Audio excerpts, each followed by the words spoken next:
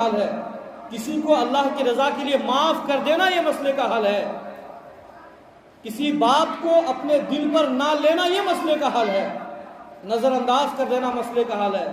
ہمارے سامنے کوئی بہت طاقتور آدمی آ جائے اور آ کے ہمیں دھمکی دے کر کے چلے جائے تو ہم خود چپ چاپ سے نکل لیتے ہیں، کیوں؟ کیونکہ وہاں طاقت نہیں دکھا سکتے، اسے معلوم ہے کہ طاقت دکھائیں گے تو ٹھوک دیے جائیں گے، وہاں طاقت نہیں دکھا سکتے ہیں۔ کیوں؟ سامنے والا بندہ ہم سے مضبوط ہے، ہم سے طاقتور ہے، ہم اس کے سامنے نہیں چل سکتے، کچھ نہیں بول سکتے ہیں۔ لیکن بیچاری ایک عورت،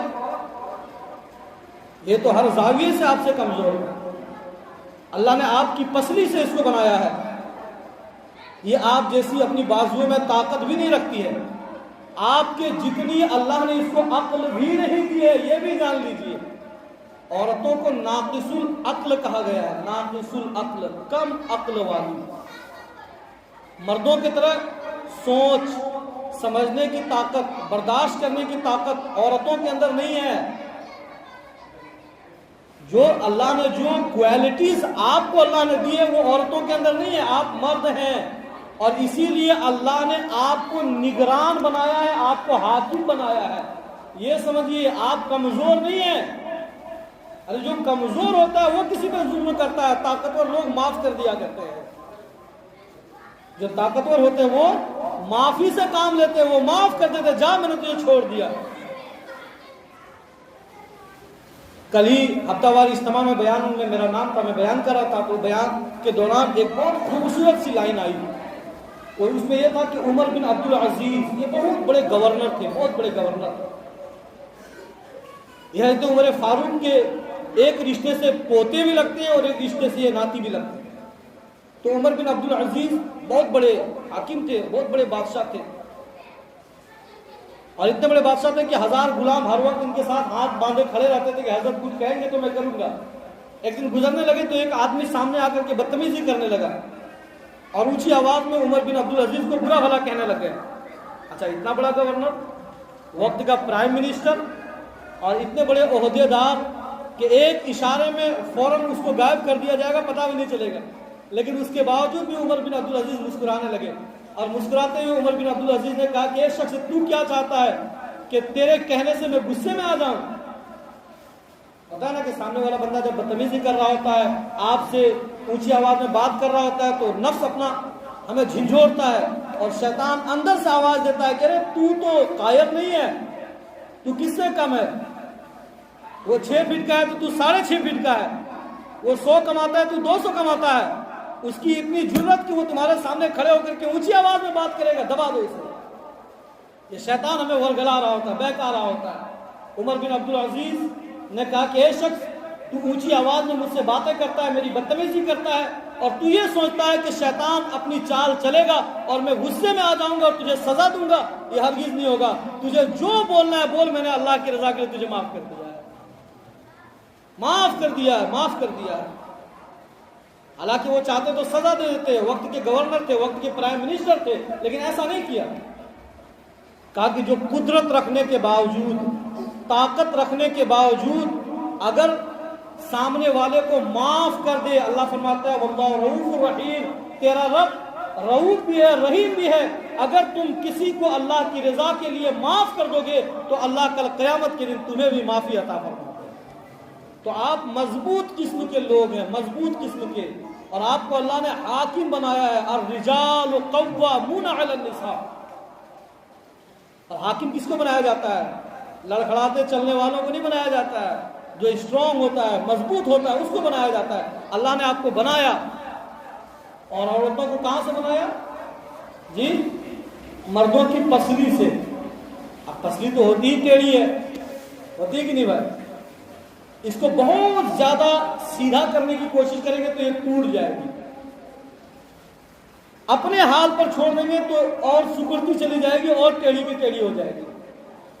تو نہ اپنے حال پر چھوڑنا ہے اور نہ ہی اس کو حد سے زیادہ سیدھا کرنے کا حکم دیا گیا ہے، کہیں ٹوٹ نہ جائے۔ اسی لیے اللہ نے فرمایا میں نے تجھے حاکم بنایا، اور حاکم کا کام ہوتا ہے حکمت سے کام کرنا۔ اب دیکھ لیجئے کہ کون جگہ پہ کون سا کام کرنا ہے۔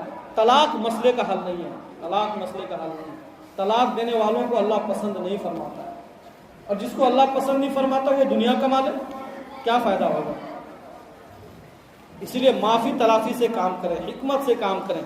جب بھی ایسے معاملات آئیں، عورتوں سے بھی گزارش ہے کہ شیطان کے بہکاوے میں آ کر کے اپنے شوہر کو اتنا پریشرائز نہ کریں، ان کو اتنا پریشر نہ دیں کہ وہ غصے میں آ کر کے طلاق جیسے سخت جملے کو بولنے کی اس کے لیے نوبت آ جائے. تو آخر اس کو ورگلایا جاتا ہے. تو غصے میں آ کر کے بندے نے کہتا جا میں نے تجھے آزاد کر دیا، جا میں نے تجھے طلاق دی. طلاق تو غصے میں ہی دیا جاتا ہے. ابھی سنے ہیں آپ کہ بھائی مرد ادھر سے کما کر کے آیا، بڑا خوش تھا، بیوی نے اچھے اچھے کھانے بنائے، سج سور کے بیٹھی ہوئی تھی. مرد آیا، آنے کے بعد دیکھا کہ دسترخوان پر اچھے اچھے کھانے لگے ہوئے ہیں، بیوی بھی حسین و جمیل سامنے بیٹھی ہوئی ہے. مرد نے کہا ہو کہ today you are looking too much beautiful, جا میں نے تجھے طلاق دے دیا.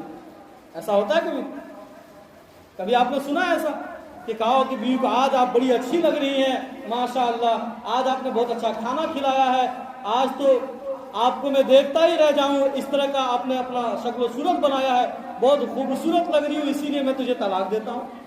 ایسا تو ہرگز نہیں ہوتا. طلاق کا معاملہ جب بھی ہوتا ہے تو غصے کی حالت میں ہوتا ہے. اور لوگ کہتے ہیں کہ میں نے تو غصے کی حالت میں طلاق دیا. تو بھائی میرے غصے کی حالت میں ہی طلاق ہوتا ہے. اور طلاق ہو جانے کے بعد آپ آزمائش میں پڑ جاتے ہیں، سخت مشکل میں پڑ جاتے ہیں. اس کے بعد جدا ہونا آپ کے لیے واجب ہو جاتا ہے. اور طلاق کے بعد اگر ایک ہی چھت کے تلے رہیں گے تو بدنگاہی بھی ہوگی، بد کلامی بھی ہوگی، اور دل کی بھی حفاظت نہیں ہوگی، نگاہوں کی حفاظت نہیں ہوگی، حتیٰ کہ زنا جیسے کام میں ہم مبتلا بھی ہو سکتے ہیں. چیزوں کو سمجھیے. اللہ تبارک و تعالی ہم تمام لوگوں کو بولنے سننے سے زیادہ ان باتوں پر عمل کی توفیق عطا فرمائے. عورتوں سے گزارش ہے برائے کرم جب ایسے معاملات ہو اور جب لڑائی جھگڑے کی نوبت آ جائے تو اس وقت چاہیے کہ خاموشی اختیار کر لیں، ورنہ غصے کی حالت میں کون سے کلمات نکل جائے کون جانتا ہے.